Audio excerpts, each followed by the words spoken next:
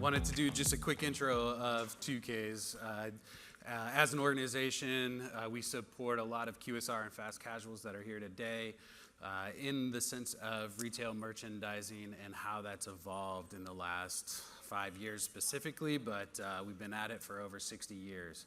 And inside of that, a lot of transformation, both within our organization as well as helping brands that are here today, and Ricky here from Torchy's Tacos, evolve into the digital transformation space, thinking digital menu boards, kiosks, and other avenues of e-commerce ordering. So excited to have Ricky here with us today. Thank you for taking time out of a very busy schedule to come to Chicago and be a part of this great event. So thank you all for attending the session, and thank you, Ricky, for coming here today. Of course.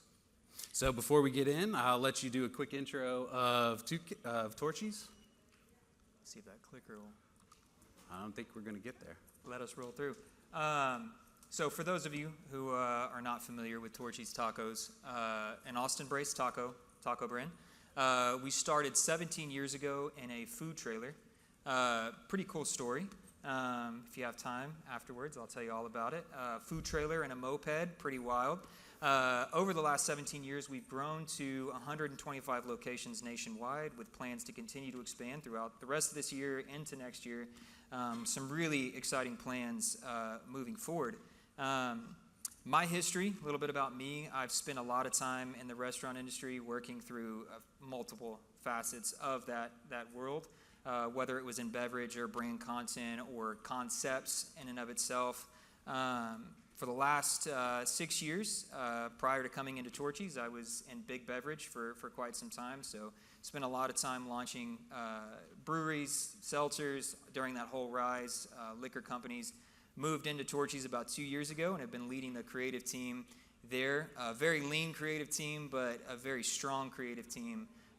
Adapting and building as we grow, getting into that 125 restaurants range is, you're starting to play in a league where 3 creatives is not necessarily enough, so we have to get really creative with the way we do things.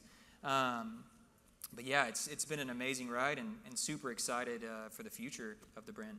Yeah, you bring an interesting background, both from an ops standpoint, from a service standpoint, but then from a creative standpoint. I know one of the reasons that we're here is transformation really requires that cross-functional thinking and that alignment across the organization to make big initiatives happen.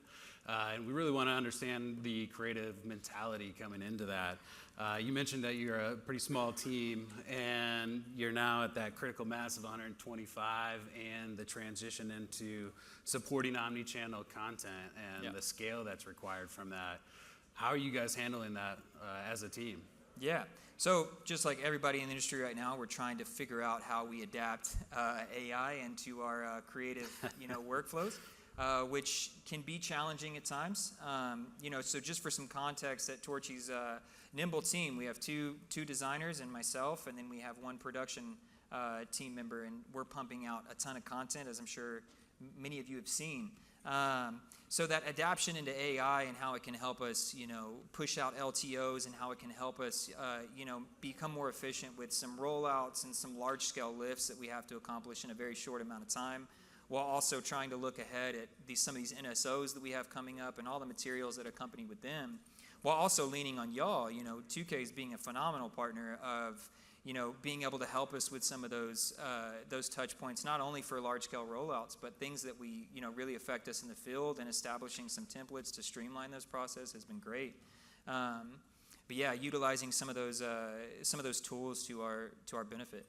Yeah, it sounds like you're really embracing technology versus shying away from it as a creative. I know that's kind of a two-camp thing, and it's exciting to see how you guys are leveraging it and adding to it, while it's still kind of a challenge to learn it and adapt it to the brand and stay true to what you're trying to achieve.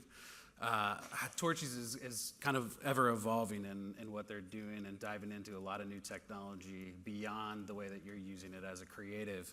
How are they doing that successfully as a group? Yeah, so some big projects that we're working on right now involve cross departmental processes. So a big thing that we've established and we're still perfecting along the way is big kickoffs with the entire company of bringing every single key stakeholder into the project before it even starts, and understanding every single facet to the best of our abilities before we actually get into the nitty gritty of it, right? So understanding what IT is doing, Ops is doing, L&D is doing, all the way down into the store level to better understand what creative is going to be expected to do and bring forward, so that I could then create my brief, bring that to my team, and we understand from the outset exactly what is expected. And rolling into that project, looking at it through the lens of, hey, IT, I know you understand that this is how the system functions, and Ops is saying this is how this is going to function, but I think, the importance of bringing creative in from the outset is I'm going to look at it from a completely different lens of not only, the obvious, how cool can I make this look, but also how is the customer going to look at this, and how can we best showcase everything about the brand from that initial contact. And so I think, those kickoffs are a big thing to get every single POV you can before you go into the project. Yeah, I mean, definitely from a brand like yourself, like Torchy's, that has a little bit of a different kind of voice than I think we're all able to do for other brands.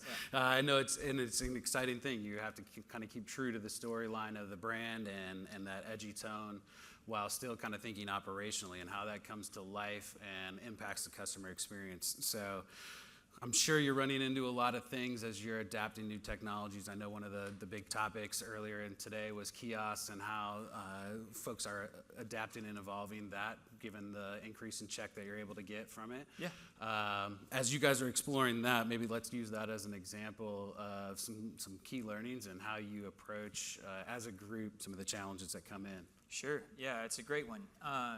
17 years and you build your entire model off of this one style of service, right? And that is, bar concept with food. You have all these checkpoints along the way, and service is our number one thing, right? I think that's what keeps people coming back with Torchy's, is the service is phenomenal. So, trying to adapt that into a kiosk setting, those kickoffs are massive for that. So we want to understand exactly what is going to be affected at every single point, and how that's going to affect our everyday service for the last 17 years that hasn't changed, right? And so those kickoffs were great for those understandings. I understood what everybody was expecting from it. And we started that project, and we're still running along the way. And, one thing that we've implemented along those ways is check-ins, periodical check-ins that allow myself to bring forward my concerns as I'm creating against expectations. And the brief that we've, established is, hey, along the way, here's what we're working on, here's what we see. And then Ops saying, okay, I don't know if that's gonna work out the way that you're imagining it's gonna work out, or IT saying we can't support that, right? So those kickoffs, and then you have those periodical check-ins along the way to help keep us all on the same path, so where if we need to pivot, we have the ability. Yeah, it seems like, as a brand, critical to the storytelling component, you're constantly thinking about, how even something as small as kiosks and how to incorporate ordering of alcohol can kind of throw a loop in things. Yeah. One of the things that I see from you guys, and being on the outside, but being a close partner, is how you're constantly evolving the creative brief and evolving how to storytell best for Torchy's, despite the things that may come up in digital transformation and adopting new technology. Those roadblocks come in, but you're constantly able to pivot with your team and kind of move ahead and be ahead of the game. Yeah. Talk to me a little bit about the efficiencies that gives you as a nimble team, but then also the impact on the end result for the consumer. Yeah, I mean, the efficiencies, again, going back to those check-ins and understanding, you brought up a point that alcohol is a big one for us, because, that's a key point of our concept is we have a full bar. And so those check-ins along the way, coming up with, and working with IT of, hey, we're going to institute alcohol into these, we're going to offer it, and we start working against that, and then, you have this check-in, and Ops is like, then how are we going to staff that? How are you going to float that? How are we going to check cards? How are we going to make all of that work, right? With that model, it's a little bit difficult, and you run into some of those roadblocks. So, again, I think that just overarching communication of check-ins and briefs and touch points with different team members and understanding exactly the scope of what's about to happen with all of these digital transformations. I think we could all look at it and say it's easy, right? You set it up, you turn it on, and we're good to go, but not really thinking about all the impacts that are going to happen along the way. So again, going back, I know I keep harping on it, but those check-ins, are great, man. And it's communication, I think, is the biggest thing to kind of folding into this world and adapting to technology. Yeah. You know, a big thing that we saw coming out of COVID is tech is going to be the way of the future, right? People are going to come out, they're going to understand app is key, websites are key, and now kiosks, and you know, will eventually evolve into some other facets, but really understanding how it impacts every single department along the way, all the way down into operations is key. Yeah, that's a great point. So I think, you know, one of the things you touch on is the process and the communication throughout the way. Obviously, with those, you're constantly trying to think of what's coming up and how you can continue telling the great story of Torchy's. You're already kind of adapting and using AI in some fun ways to generate content across the team.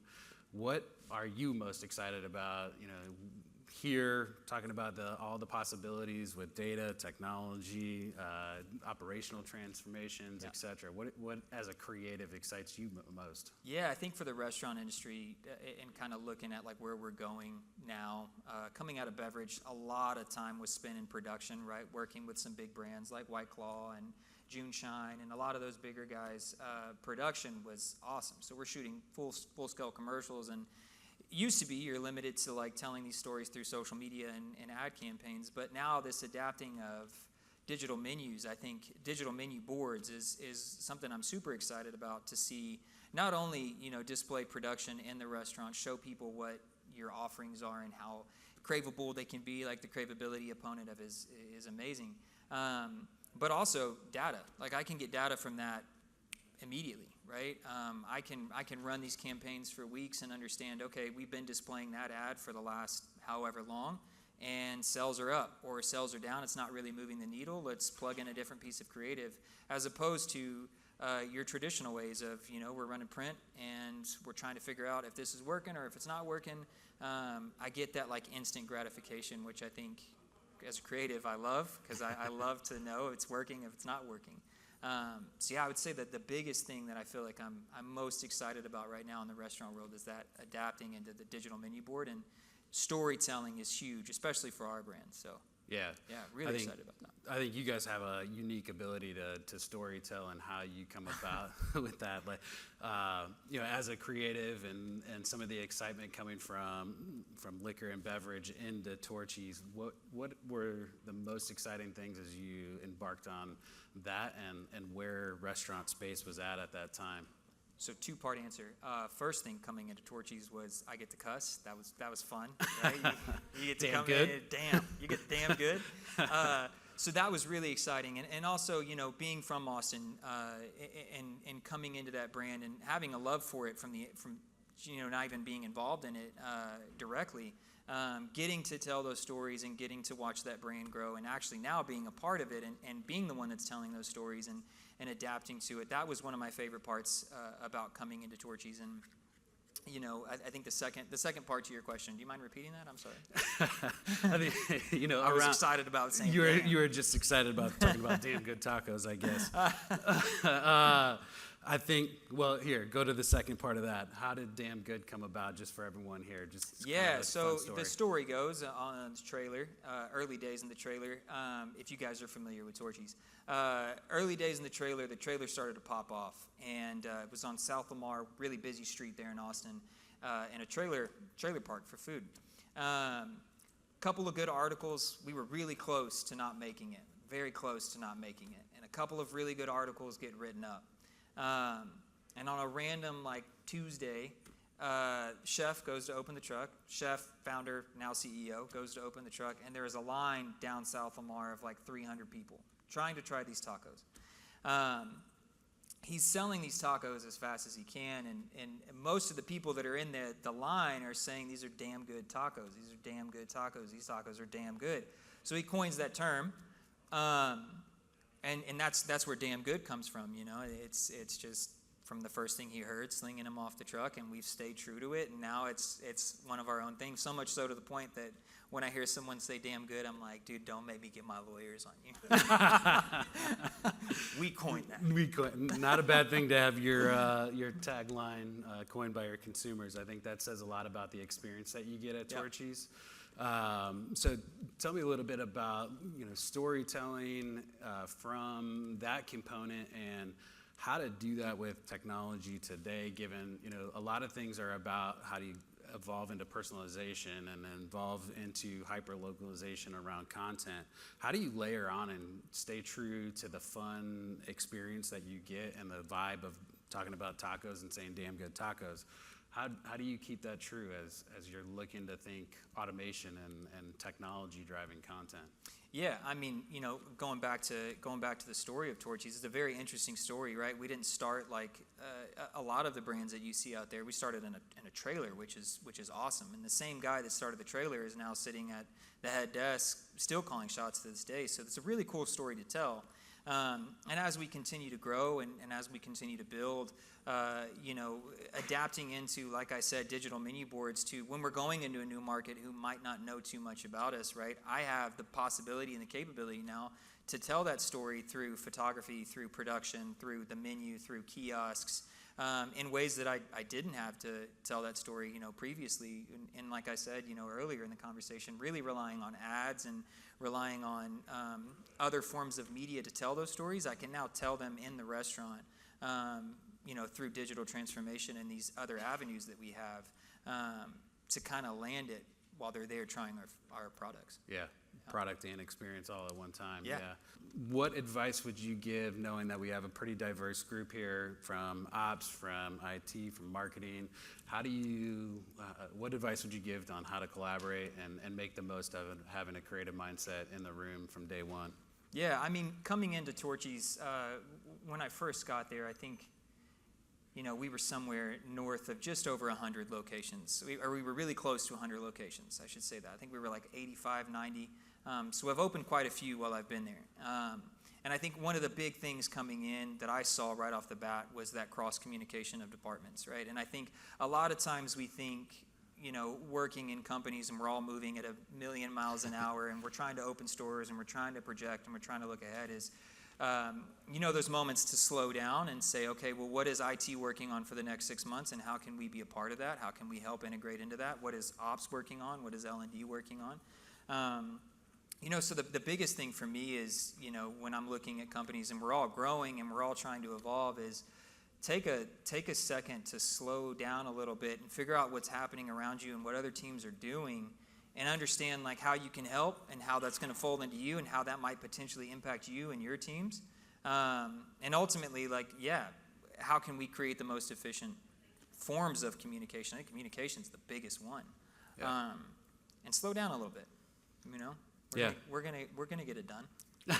It'll get done. Slow down in a fast-paced environment. Yeah. That's kind of, We'll get it done. We'll be fine. Yeah, right? Well, thank you all so much. It was great. Thank you for having us. Thank you, Ricky. Thank you.